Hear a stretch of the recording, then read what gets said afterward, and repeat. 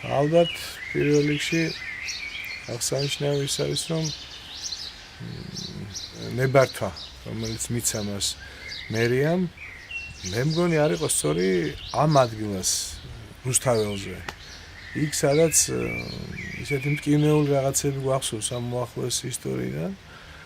9 აპრილიდან რო დავიწყოთ და მას მერე განვითარებული ეს მოვლენებით, რომ ძალიან ცუდად ამორჩეული ადგილი იყო და შინაგანად ისეთ აზრს მიჩენს, რომ ეს იყო შეგნებული წინასწარ რაღაცა პროვოკაციაზე გათვლილი ცდელობა. გონია რომ ეს პირდაპირ მერიამ გააკეთა შეგნებულად. რომ რაღაცა ისეთი მომხდარიყო, რომ დღევანდელი მთავრობის, რადგან ესეთი ჩვენთან ხო ძაფრი ოპოზიცია გარსტოს არ აქვს, არ აქვს კონსტრუქციული ოპოზიციას ვერ ვეღირსეთ. გვაქვს რაღაცა რადიკალური განშტოება, ერთი შავია, მეორე თეთრია, ერთი ძალიან თეთრია და მეორე ძალიან შავია, ძალიან ბნელია. რაღაც დღესაც ესეთი მდგომარეობა. რადგან ახლა მერიაში მაინც ესე მგონია რომ მაინც უმეტესობა მithumetes თვითონ მერიც და თავისთავად ვიცი რომ 80% მინიმუმ ჯერ კიდევ ის კადრების მუშაობენ. უბრალოდ რატო რუსთაველზე კაცო გავიდნენ სადმე მოედანზე და გააკეთონ და ნამდვილად იცოდნენ რომ იმ ადგილზე ამის გამართვა უფრო მეტ ნებათაღელობას გამოიწვევდა და უფრო მეტად შემოიტანდა ხალხში გაღიზიანების აი ამ ვნებას თვითონ ესეც ვნება. მე მესმის იმ სამდელოებისა, მესმის იმ რევლისა, მესმის, მაგრამ რა თქმა უნდა ვერანაირად ვერ ბოლომდე ვერ ვიტყვი რომ მათ მხარეს ვარ, იმიტომ რომ იქაც ალბათ რაღაც გასათვალისწინებელი იყო, რომ შეიძლებოდა მომხდარიყო ესეთი სახის დაპირისპირება, რომ არაფრით არ შეიძლება ეკლესია ძალადობდეს, არ შეიძლება. ცემით არ იკურნება და თავში ჩარტმით არ იკურნება, არც ის გაღიზიანება, არც ის შეურაცხყოფა და არც ის გადაცდომა მათი ცოდვითი საშინელი ცოდვა, მომაკვდინებელი ცოდვა. ეს ასე არ უნდა დაეგეგმათ, ეს ასე არ უნდა ყოფილიყო. ამის გაკეთება შეიძლებოდა ძალიან ჩვეულებრივად და სულ არ გაკეთებულიყო ძალიან კარგი იქნებოდა. თუ ინმეს უნდა რომ კაცთან იწვეს, ან ხალი ხალთან და კაცი კაცთან უნდა აქლემთან დაწვეს, მისი პირდაპირი ის არის ეს უფლება აქვს. კი ამას გინდა დემოკრატია და არაფერი დემოკრატია, ღმერთმა მისცა ყველას უფლება. სულ არა საჭირო რაღაცების გამოგონება.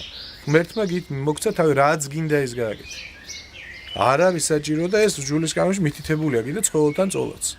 თავის სახელი ქვია ამასაც. გინდა აკეთე ბატონო, მაგრამ ხა ნუ იყვირებ რომ მე ვაშკაცი ვარ, ამით რომ მე ამას ვაკეთებ და შენ არაფრად არ მიმაჩნი ხარ აქ რომ ამით მე არ ვარღვევ არავის უფლებას სახში ვინც ვისაც რა უნდა ის აკეთოს არავინ არ ძალადობს და რაღაც აი ესეთი ეს მდგომარეობა იქამდე მიდის რაღაც მოძალადე ერის სტატუსი მოგცენ რაღაც უპატიო უსიყვარულო ერის სტატუსი მოგცენ არა ნუ შემეხები ბატონო და არც მე არ შეგეხები მიუტებელი ცოდვა არის თავის მოგვა თუ ადამიანი თავს იკლავს ეს ითვლება მიუტებლად იმიტომ რომ უკვე ახსარებას ვერ ამბობ გარდაიცვალე და თავისთავად სინამდვილეს ვეღარ გამოხატა თუ შენი შეგნებული ჩადენილი ეს ითვლება როგორც ესე იგი ბოლომდე ღვთის უარყოფა ღვთის იმედს კარგავს საბოლოოდ ვარდები ურწმუნოებაში და ამას მოყვება შემდგომ ეს საშინელი ცოდვა სხვა მიუტებელი ცოდვა არ არსებობს სოდომის ცოდვაზე არსად არ წერია რო არ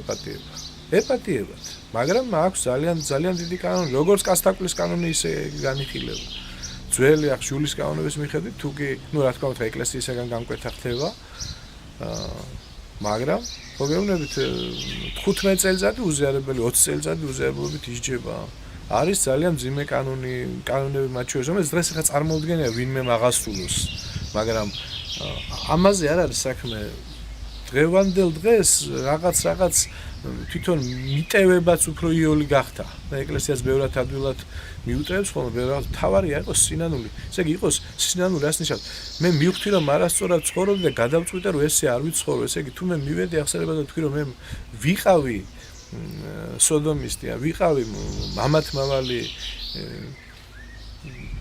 და რაღაცა აღარ ვცხოვრობ ასე უკვე მე მორჩა ეს მე ამას აღარ ვიმეორებ და ამის შემდეგ უკვე მას რაღაცა კანონი აუცილებლად დაედება, ეს პიროვნულია მოძღვარი ვის როგორ რანაირად განუჩინებს, როგორ იქნება და გააჩნია ის კაცი როგორ შეინანებს ამას და როგორ და შეინანებს თუ არა საერთოდ შეიძლება 1 წელიწადი, 2 წელიწადი მერე ისევ რაღაცა სხვა ცოდვაში ჩავარდეს და საერთოდ განაშოროს ეკლესიას. ამიტომ გააჩნია სინამდვილე მიუტევებელ ცოდვად ეს ცოდვა არ ითვლება, მაგრამ მომაკვდინებელ ცოდვად ითვლება.